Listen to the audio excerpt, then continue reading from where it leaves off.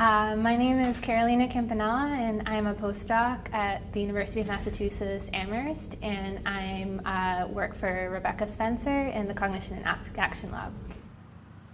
Basically what I do here is I work with preschoolers, and I'm really interested in naps and how that helps with learning and memory, and then also what factors such as TV use, nutrition, how that impacts their sleep.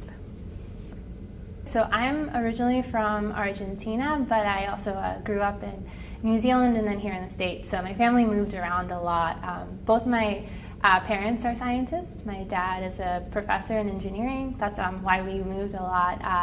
And then my mom is a biochemist.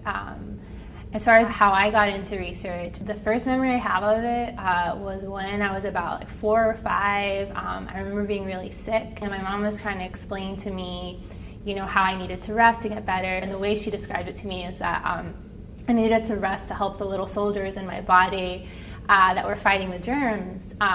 Then, she explained more, I started to think about oh wow, our bodies can do these really cool things, heal ourselves, and then that's sort of how my first my really being interested in science. And then I had lots of science interests, a geology phase when I was a little kid.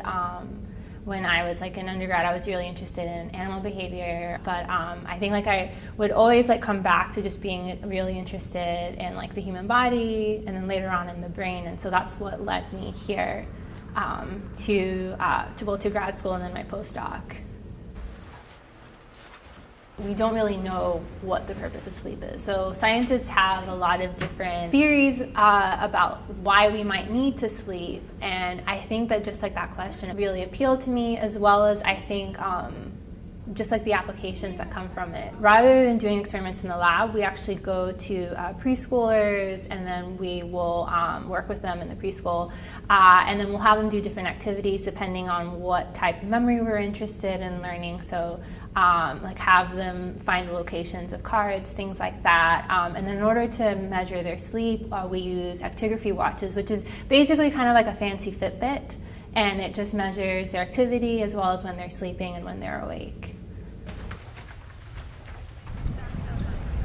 My experiments are part of a larger grant, and so that a lot of people are under, and so we actually all go out together and we'll collect data at the preschool. So it's not just me. So as a group, we have to figure out how we're going to collect data, how we're going to interact with the preschoolers and kind of minimize the disruption in their lives, as well as figure out experiments, help each other out, bounce ideas off of each other. Here, which you can see looks dramatically different. You have really large, slow waves that are so intense that you even see these waves even in the eyelids.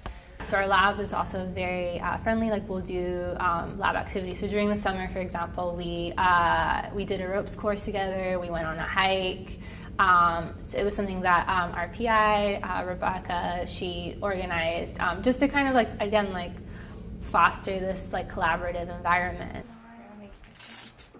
For veterinary medicine or even for med school, it's the same thing. I think you're kind of more focused on the individual per se, so you want to solve an immediate problem of what's making somebody sick, versus I think going a research route, you're more interested in the basic questions. So what's the process that makes up this disorder that you're interested in studying, or this process? So for example, for me, sleep, what are the processes that go behind sleep, versus what is the sleep problem and how can I help this specific person?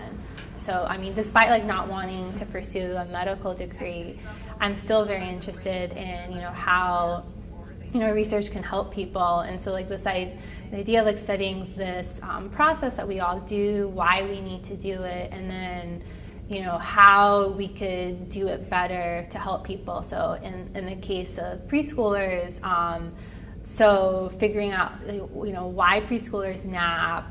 Should they be napping in school, and how that can inform inform policy. So I think that was another thing that appealed to me. So both this question of why do we sleep, as well as how does it help others.